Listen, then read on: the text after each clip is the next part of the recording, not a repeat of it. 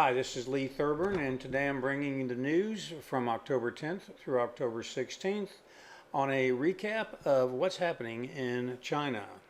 On October 7th, in a meeting between Australian Prime Minister Anthony Albanese and Solomon Islands Prime Minister Manasseh Sogavare in Canberra, Sogavare told the Solomon Islands Broadcasting Corporation that foreign military installations will never be established in his country. Now, this is a reference to an agreement, a security pact that the Solomon Islands signed with China earlier this year. Also on October 7th, in a tweet, Elon Musk suggested that Taiwan should set aside a portion of the island, segment off a portion of the island, and allow China to have a special administrative district there. He also indicated that he thinks conflict is inevitable, while he also went on to post some advice to the Ukrainians regarding the annexation of some of their territories by Russia. Elon is certainly sticking his foot in the cauldron and ticking off everybody from Beijing and Taipei and Washington, D.C., on over to Moscow and Kyiv. On October 10th, the United Kingdom designated China as a threat in a hawkish foreign policy statement. The new designation brings the United Kingdom officially into alignment with its stance on Russia as the United Kingdom joins an ever-expanding list of Western nations that formally recognize the degree to which China's belligerent attitude towards Taiwan and its disregard of international maritime law needs to be firmly addressed. On October 12th, just a few days later, the first group of Solomon Island police, a group of 34 people, attended or began traveling to China to begin cross-training with their Chinese counterparts. This is on the heels of the statement that the Prime Minister Sogavare made earlier this week that there's nothing to worry about as the Solomon Islands deepen their relationship and cooperation with China. Not widely reported in the United States waived export curbs on some non-Chinese chip makers who are operating in China. Specifically, South Korea's Hynix Corporation has confirmed that they have received a special dispensation waiver to obtain equipment for chip manufacturing and production facilities that are located in China. The Chinese internet was abuzz on October 14th as a banner was hung from the Sitong Bridge in downtown Beijing. A banner was proclaiming disappointment and being upset, protesting Xi Jinping's election or appointment to his third five-year term as the General Secretary of the party. Fires were also lit to draw attention. I cannot imagine what those protesters are going through at this point in time. On October 14th, the Hong Kong Chinese Developer Association issued a statement that they are anxiously awaiting pronouncements from the Congress, the 20th Congress of the Chinese Communist Party, so they would know how to handle debt restructuring regarding their investments in real estate in China. As you know, China has a bubble of over 55 million more homes or apartments that have been sold, many not yet even started, than there are people to live in them. If you thought the American real estate bubble of the late aughts was a big deal, this is much bigger.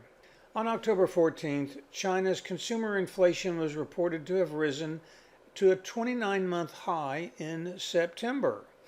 This is driven mainly by rising pork prices, but price pressures remain largely benign, according to the China Central Bank.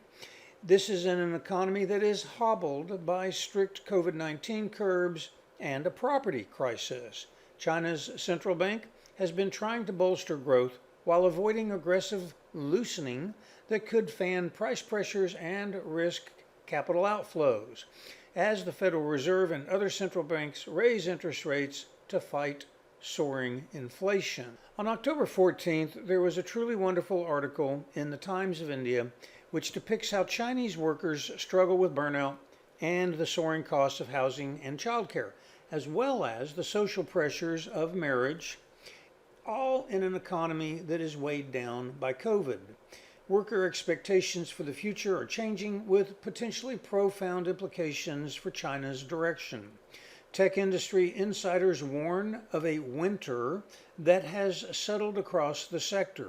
In a series of widespread crackdowns, Beijing has been bringing to heel a group of major firms over fears that they have too great of a hold over Chinese population consumers. The tech sector revenue growth is in decline, and big hitters such as Alibaba and Tencent are having job layoffs as well. China's economy grew by an anemic 0.4% in the second quarter. That is the worst performance since the start of the pandemic. Tech sector coders claim that they have become like people who worked on sewing machines and assembly lines putting screws into products. Their jobs have become easily replaceable.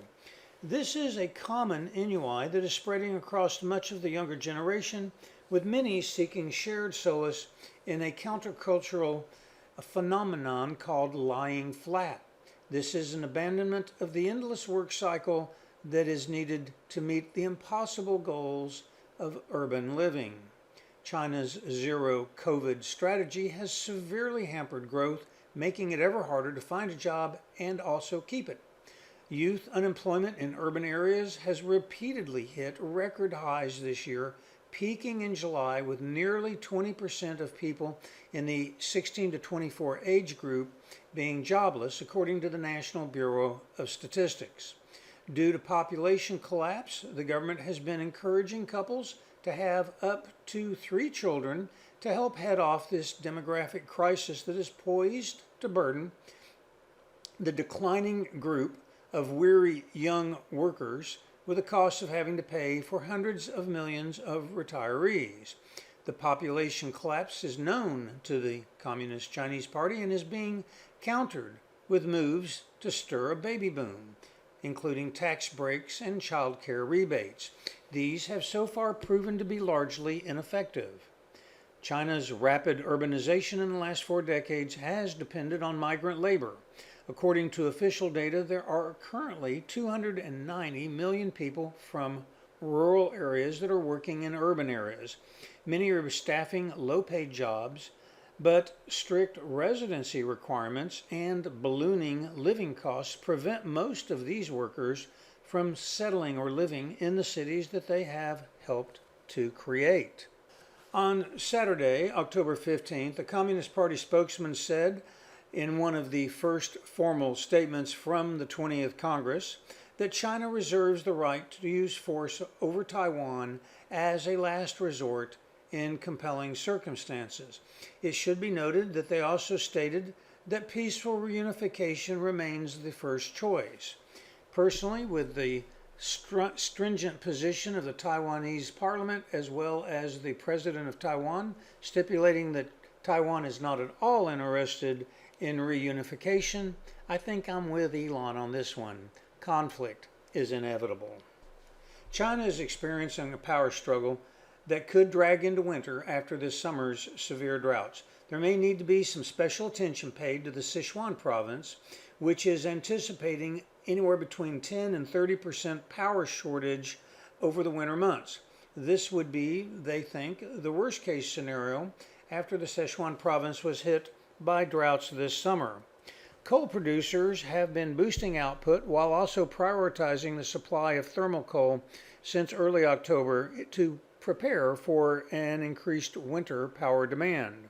The lingering impact of the extreme summer drought along the Yangtze River may continue to tighten the power supply in China in the coming months as water levels in major reservoirs remain low, especially if the winter is much colder, as is expected under the La Nina climate pattern that is currently in place.